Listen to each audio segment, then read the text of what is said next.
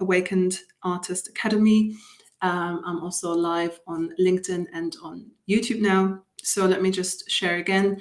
Today I'm coming with the topic of rejection, and rejection is something that most people fear. Is something why most people hold back from actually pursuing what they would truly do otherwise, because of that fear of rejection, or maybe a certain experience of a rejection in the past has made you wary to repeat that, right? Or kind of you've made the conclusion that that particular rejection was meaning something in particular. And I would like to sort of share with you today that what we sometimes perceive and what stories we make out for a certain rejection to mean, most of the time actually doesn't mean that. We make it very personal and we feel that we're the ones that are being rejected, when in reality, we're actually being given an opportunity to receive something greater than what we feel that we've been rejected from. And before I get more into this, I also want to share with you an invitation that I have for you, which has come out of a conclusion from really wanting to take away the pressure of investing into a big program, like a one-to-one program, for example, or without needing to find money somewhere to invest into you. I found that it's important to find a really affordable way for artists to receive coaching they need with a minimum investment, really. So as I'm doing the programs of the Awakened Artist, for you as an artist to be an entrepreneur in your field and to really move from either your full-time job into your to move into your part-time profession, so that you can create art every day and do what you love. I've created this program for you, and I just want you to know about this, because if you are interested, then you can message me to find out more about it. Because for the founding members, if you want to join, which will be weekly coaching calls, from hot seats to masterminds to reflective sessions to topics on setting up your art business that you receive training on, and also to receive to be accountable towards yourself. I've created this program so that you can do that with minimum investment. And so that you get the help that you need, because sometimes I feel the most important thing is just to declutter our minds.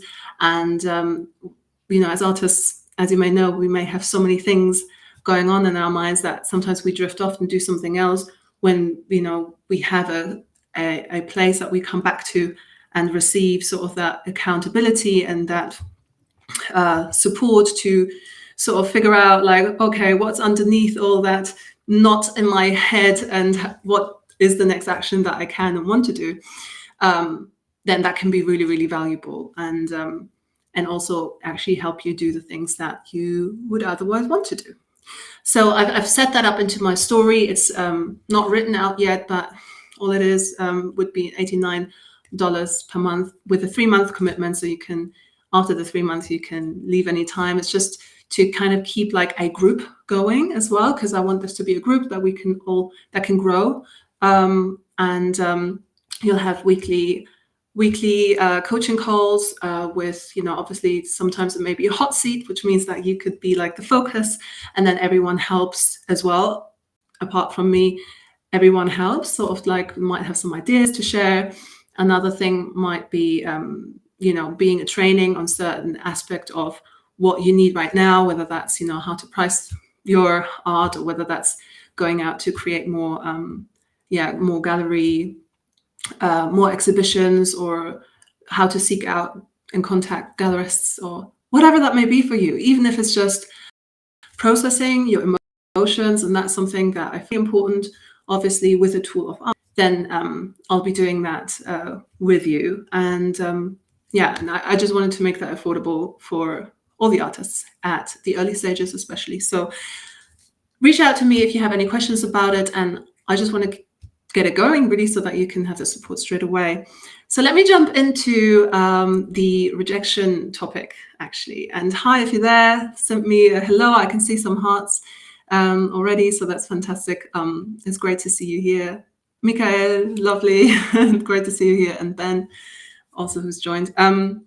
So yeah, have you ever received like a rejection or felt like that was a rejection? I think like we all might know this feeling of, oh wow, like I've been rejected, or, you know, it might not be, you know, a situation where, okay, you know that you're being rejected, but you feel rejected, right? Maybe you've applied to a job, let's say, yeah, you've applied to a job and then you've gone through a process of interviews, and everything seems to be going really well. And then in the final interview stage, all of a sudden they say, thank you very much, but but unfortunately we can't take you on as into our company, right? So then you might feel rejected, but also, or really what this actually is an invitation for something better. So almost rejection equals protection.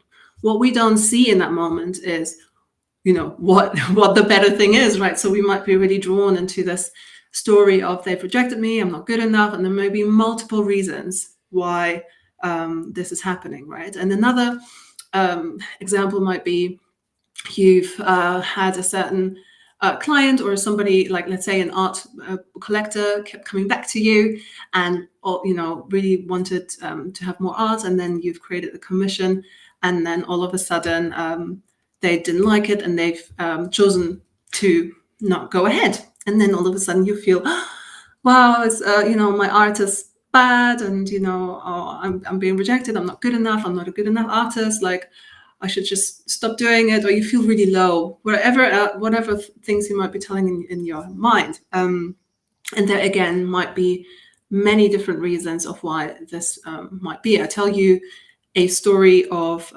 the example that I've given before about the job. Someone had, you know, many different interviews, and actually, you know, they were almost at the final one, and then they've been rejected.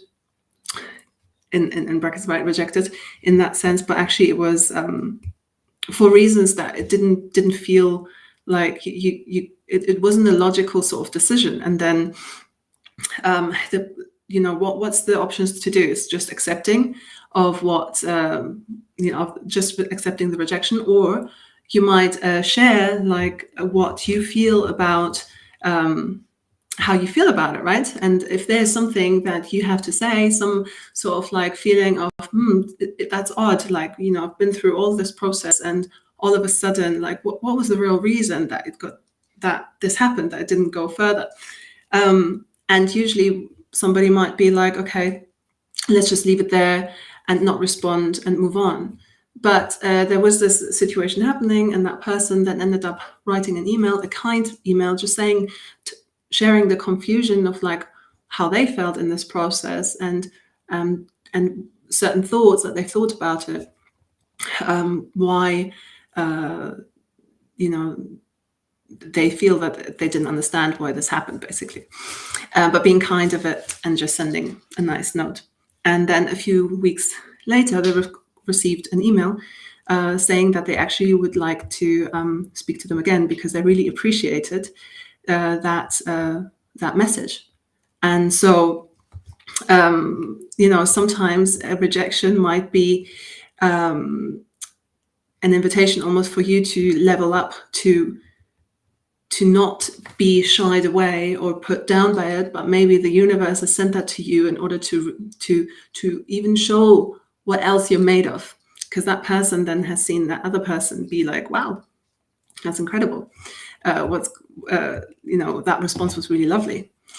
And therefore, you know, I'd like to invite you to just, you know, see moments of rejection as an invitation for a response by you that is kind, and also aligns to your truth, right? So whatever that might be and mean for you. Sometimes rejections are really just an invitation for something better. Another example was somebody who had a job at a as a chef, like on the boat, that I know, really successful a star chef, and that job all of a sudden wanted to discontinue the work with them. And after discontinuing, and they obviously were like really, wow, that's unbelievable, like how can this happen? And how can I? And they felt it was all about them, might be like the food wasn't good enough or so and so. And actually it turned out to not be about that. It was a completely different reason why they discontinued, one that was actually more logical to understand. And also what that gave was an opportunity to actually receive an even better job where it was a bigger boat and they had more space and it was closer to where they wanted to be. So actually that has given them that opportunity. But first you feel like, oof, now I don't have a job, now I don't have an income coming, and I'm being rejected. But really it's not really what that is about at all, because it's an invitation then to receive even a better situation in your life. Just going to have a look. Mikael Eilerkim. I see rejection before I even apply to something. I find it hard to go past that sometimes until I speak up my worries and someone motivates me to fail. Of course, not with the intention of failure, but to make me aware it's okay to try even if I fail. Yes, if I understand right, did you mean that before you apply to something, you already feel that rejection already present, and then when you speak about your worries with someone, it kind of motivates you to do it anyway, to fail in that sense? Yes. Wonderful. Yes. Well, I completely understand where you're coming from, because that's really like what a lot of people, what is holding them back to doing certain things that they otherwise would do, because the mind is already kind of like saying you're going to fail or you're going to be rejected, or there might be that fear of rejection, so you might as well hold back. So it's really good that you're doing it anyway, because the failing in that sense is really that growth, right? Because sometimes we think that's a fail or whatever we're failing, but it's actually the opportunity we are being given to become the person we need to be in order to eventually, receive the light or the situation that we want to create in our lives. So without those situations, we might not be able to polish ourselves, or to polish ourselves into that diamond that we want to be, that we actually are. We are it already, but without doing those actions, we are keeping those fears as well. We're teaching our body that our fears is right, whereabouts the fear isn't right. It might be a past situation that has given us that feeling that the fear is right, but it's not. It's allowing us. So every time you go through that and show your body and your fears that, hey, whatever you said, thank you very much, but actually now it's not true anymore, then you're teaching yourself also to not worry so much anymore with time. And the more you do it, you get in your head before you even try. Yes.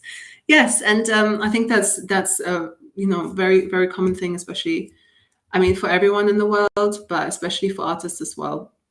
I find that, for artists, not every artist, maybe, like, I don't want to bring everyone into the same bracket, but when you're highly sensitive, then, the first thing that comes to mind is sort of like everything that could go wrong, and how, because you think about every single possibility. It's also a strength, right? This thinking about every single possibility is also a strength, especially when you're being creative and when you are thinking creatively and you're drawing all that creative energy of ideas from every corner. But also in those moments, it can become like it can become limiting, right? So obviously you are acting through your soul, you're acting through your free will. You're seeing what's happening, you see there's a fear, but you also know that keeping that and listening to it is not what's going to help you. So you walk through anyway. So well done for you. Really want to acknowledge you there. Yes. So I've given a few stories. I rushed through them a little bit because I didn't want to give too much details. But the message of this today is that rejection, first of all, is not really rejection. Every opportunity that happens to you that's a challenge is an opportunity and an invitation for you to grow, to learn, to polish yourselves. And when you go through that, and when you take up the invitation and you walk through it, you're teaching yourselves that it's okay. And you're also, showing that failing in that sense or being rejected is not a bad thing. It's there for you instead of against you. Also, it brings the awareness to, what our conscious minds think why we're being rejected usually isn't the reason of that rejection. It's not about us. Sometimes, there are many different situations in life of why, we end up feeling rejected, but it's actually nothing to do with us. It's more to do with a decision that those people made that was more fitting to them. But we see it as a rejection because we feel, oh, we're not being loved, we're not being seen. But really, it's nothing to do with that. And the reason why those two incidents coincided, as in like the incident of you having the lesson or the opportunity of growth, and them having the situation of for them their opportunity of growth. It doesn't mean because the two coincided that one is being rejected. It just means that these two situations coincided for the benefit of both for their growth, right? So we don't always need to see one won and one was rejected. One has a power and one doesn't. It's more of like two incidents have coincided for the purpose of both of their growth. And you both had to coincide in order to make that happen. But if that didn't coincide, then both wouldn't get what they needed for their growth.